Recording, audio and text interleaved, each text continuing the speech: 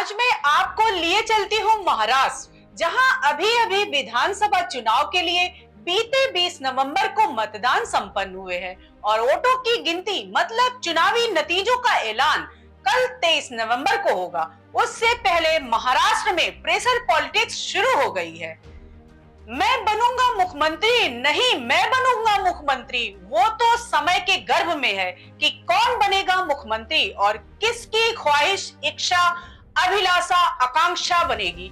मुंगेरी लाल के हसीन सब सत्तारूढ़ महायुति और विपक्षी महाविकास अघाड़ी दोनों के दावे हैं कि 23 नवंबर को जब वोटों की गिनती होगी तो जनादेश उनके पक्ष में रहेगा। महाराष्ट्र में महायुति और एमबीए में जिन चार चेहरों के बीच जंग छिड़ी हुई है, आज हम इसी मुद्दे पर बात करेंगे। नमस्कार, मैं तमन्ना, आप देख रहे हैं द संकेत लाइव।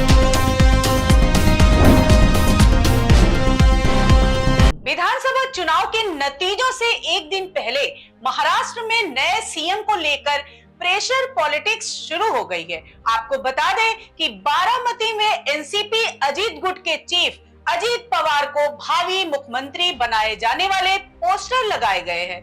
अजीत बारामती से ही विधानसभा चुनाव भी लड़ रहे हैं। महाराष्ट्र विधानसभा चुनाव के नतीजों का ऐलान कल होगा, लेकिन इससे पहले सत्तारूढ़ महायुति और विपक्षी गठबंधन महाविकास अघाड़ी से कई नाम सामने आ रहे हैं, जिन्हें लेकर कहा जा रहा है कि ये महाराष्ट्र के अगले मुख्यमंत्री होंगे। आपको बता दें कि सत्तारूढ़ महायुति और विपक्षी महाविकास अघाड़ी दोनों के दावे हैं कि 23 नवंबर को जब वोटों की गिनती होगी तो जनादेश उनके पक्ष में रहेगा।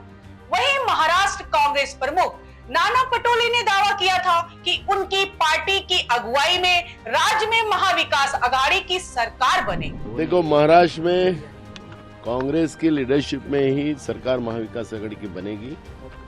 उस तरह से जो मतदान का जो रुझान आ रहा है, कॉल आ रहा है, जो लोग मतदान के लिए जा रहे हैं, तो उसके आधार पर राज्य में कांग्रेस की सबसे ज़्यादा कैंडिडेट चुन के आएंगे और महाविकास आघाड़ी की सरकार आएंगी, इसमें कोई दो मत नहीं है। एक काले पत्थर पे सफेद लकीर है। लेकिन उनका बयान सहयोगी पार्टी शिवसेना यानी उद्धव ठाकरे के गले नहीं उतरा।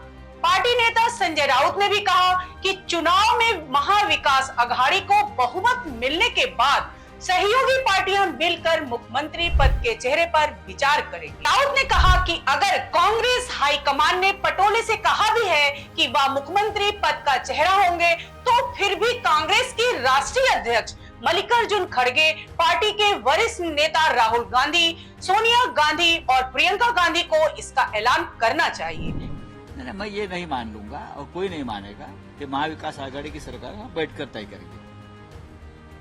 अगर नाना पटोले जी ने ऐसा कहा है और नाना पटोले जी को कांग्रेस हाईकमांड ने कहा है कि आप मुख्यमंत्री बन रहे हो, तो राहुल गांधी, प्रियंका, सोनिया, खड़गे साहब ने इस प्रकार से ऐलान करना चाहिए। आपको बता दें कि महाविकास अघाड़ी में कांग्रेस, शिवसेना उद्धव ठाकरे और एनसीपी शरद पवार है, जबकि महायुति में बीजेपी शिवसेना एकनाथ शिंदे और एनसीपी अजित पवार है, जिन्होंने दावा किया है कि राज्य में अगली सरकार उनकी ही बनेगी। अधिकतर एग्जिट पोल में महायुति के सत्ता में बने रहने का अनुमान लगाया गया है। आपको बता दें कि महायुति की ओर से शिवसेना विधायक और पार्टी प्रवक्ता संजय शिरसाट ने कहा कि विधानसभा चुनाव एकनाथ शिंदे के चेहरे पर लड़ा गया है। शिरसाट ने यह भी कहा कि वोटर्स ने वोटिंग के जरिए एकनाथ शिंदे को अपनी पसंद बता दिया है। मुझे लगता है कि एकनाथ शिंदे का पूरा हक है कि वह अगले मुख्यमंत्री बने। हमें विश्वास है कि वह राज्य के अगले मुख्यमंत्री होंगे। बीजेपी नेता प्रवीण दरेकर ने मुख्यमंत्री पद के लिए डिप्टी सीएम देवेंद्र फडणवीस का नाम लिया। उन्होंने कहा कि मुझे लगता है कि अगर बीजेपी से कोई मुख्यमंत्री बन सकता है तो वह देवेंद्र फडणवीस है। आता प्रदेश अध्यक्षांनी सांगितल्यामुळे तीच आमची पक्षाची भूमिका आहे आणि मी पक्षाचा कार्यकर्ता म्हणून मलाही वाटतं की महायुतीमध्ये भारतीय जनता पार्टीचा मुख्यमंत्री होणार असेल तर देवेंद्र फडणवीस मुख्यमंत्री होतील. वहीं एनसीपी नेता अमोल मिटकरी ने मुख्यमंत्री पद के लिए अजीत पवार के नाम पर जोर दिया. उन्होंने कहा कि चुनावी नतीजे जो भी होंगे, एनसीपी किंग मेकर की भूमिका में रहेगी.